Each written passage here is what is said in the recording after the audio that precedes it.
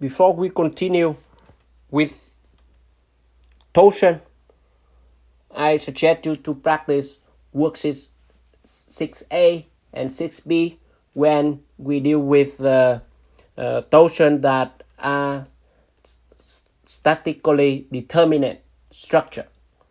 Now for today, we continue apply the torsion but with the indeterminate torsion. So let's review first of what is torsion, and then we go ahead to how to solve the indeterminate torsion. So review. And we already know for the elastic torsion equation that we have in the previous lesson, elastic torsion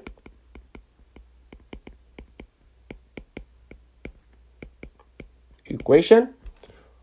If we give a torsion T, then the corresponding shear stress tau equal to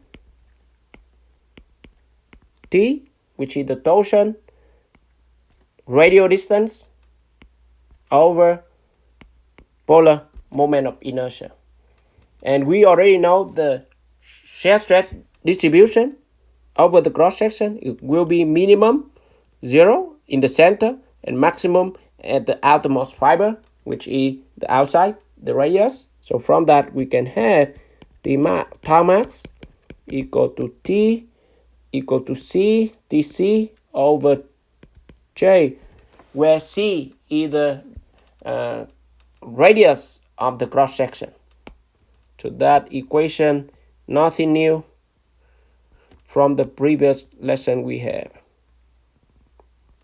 And the other is when the torsion T apply on the member, we also be able to determine the angle of twists, the central angle in cross section that distort due to torsion T, and that call it 5 if you recall. So that is the angle of twist. And angle of twist is 5, so that equal to 5 equal to sum of all. If there are multiple segments, then we have sum of all the torsion Li, torsion applied for each portion, and then we have Gi, which is the shear modulus for that portion, divided by Ji, the polar moment of inertia for the portion. If we have multiple segments of a member that have a torsion. If have one, then you don't have to sum, just TL over GJ. That's something we do in worksheets A and B. If you have that, so let the total angle of twists on the member, we have that equation there. But yes, only valid with several assumptions that you have, right? So let's make a assumption that we already have here in the previous lesson. Assumptions.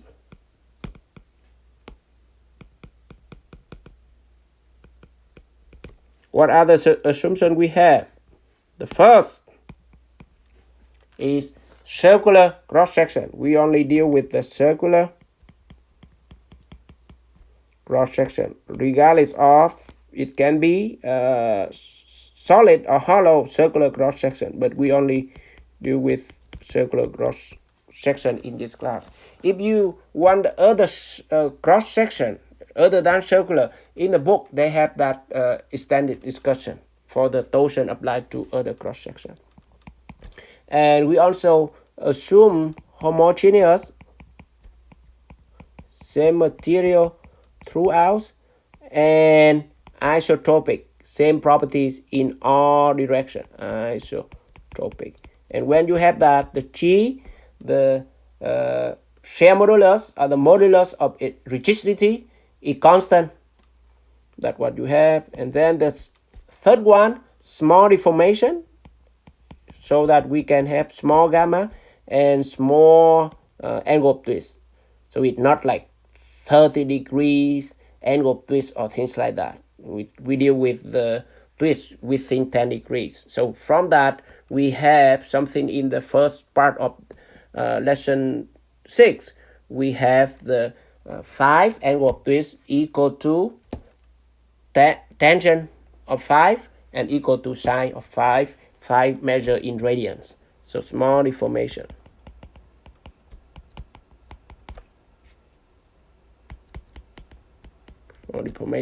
And the last one is linear elastic behavior, so that we can have G equal to tau over gamma. So linear elastic behavior. So those are the assumptions we have in the, so this is something, nothing new to us.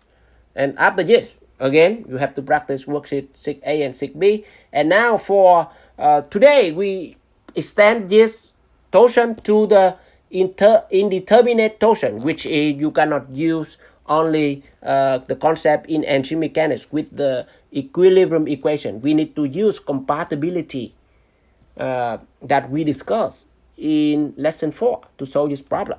Okay, so let's go to the indeterminate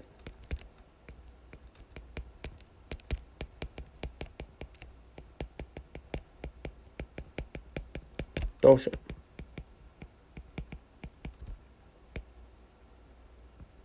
So for indeterminate torsion, so what is the analysis methodology we are going to solve the problem that involve indeterminate torsion? So as you can see in the worksheet 6A and B, when we solve, we only have one equilibrium equation that non-trivial, which is the moment along the longitudinal, about the longitudinal axis.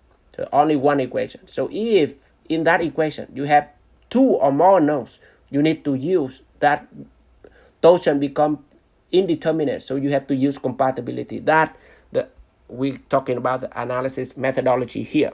So analysis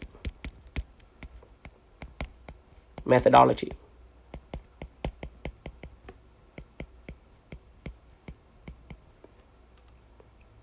What other analysis methodology we want to talking about in here? First, you need to find out the external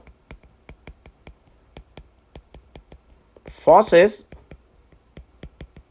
or reactions. Keep in mind the reaction at fixed support, the moment reactions. It also consider the external load. It's different from the internal torsion that you cut the member. So that also the external. Then the next step, we need to find out the internal forces, which is its portion, each segment of the member you cut to determine what is the resisting torsion in that members. And then, like I say, indeterminate torsion, we only have, for torsion problem, we only have only one non-trivial equilibrium equation, which is the moment about the longitudinal axis. So we need to have a compatibility equation. So what is that in here? So we have the deformation compatibility.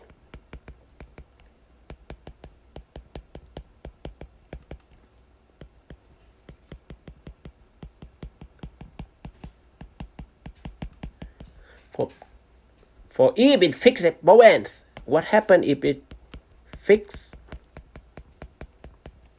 ends? So both ends are fixed. What do we have the equation for compatibility? What if both ends are fixed? Let me show you one example here, only example. So we have the member there, and one side are fixed to the goal. One side fixed to the goal, fixed, and the other side also fixed.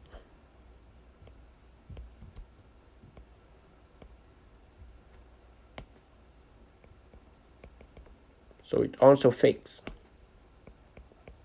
And if we have a torsion applied T, then it will be twist. But as you can see, if we're talking about the angle of twist from one end with respect to the other end, so if you have left with respect to the other right, if it fixed at both ends, so it may twist in the middle, but the total angle of twist from one end to the other end with respect to the other end equal to 0. So what does that mean? We have 5, the angle of twist for the whole length, total length from this end with respect to the other, it equal to 0. Keep that in mind. Make that confused. So equal to 0. So that's what you have for the problem in indeterminate torsion. Then we have additional equation to solve. For total length, the angle of twist equal to 0.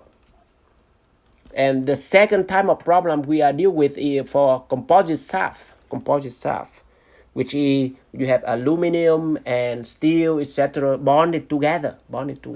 So that is the other time that indication of indeterminate torsion. So composite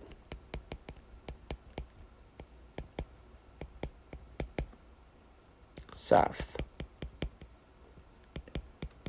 So for the composite shaft, what do we have for the compatibility equation? We assume the two materials are perfectly bonded together before and after the twist, before and after the torsion. So we can have, when it go hand in hand, so we have that the angle of twist of the material 1 is, and the angle of twist of the material 2, when they are a composite, it have to be the same because we assume it perfectly bonded for that material. So that in the determinate torsion when you deal with the composite shaft in there. So it's very important. Determine external forces, including reaction.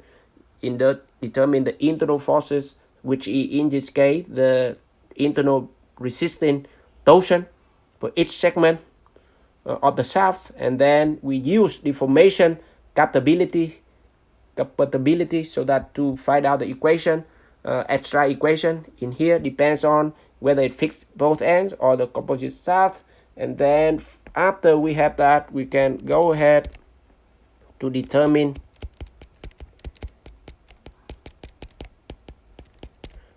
stresses. In this case, as you can see, the shear stresses in each portion of the shaft, and then we also check the assumption. What are the assumptions? Check assumption. Because we make previously, as you can see, we make 4 assumptions in here. We have to check that assumption. For example, the linear elastic behavior, whether it really in linear behavior, etc. So with that, we go ahead to practice worksheet 7A and B. It involves indeterminate torsion, and with indeterminate torsion, we follow this analysis methodology with 5 steps that I laid out in here. So go ahead to practice.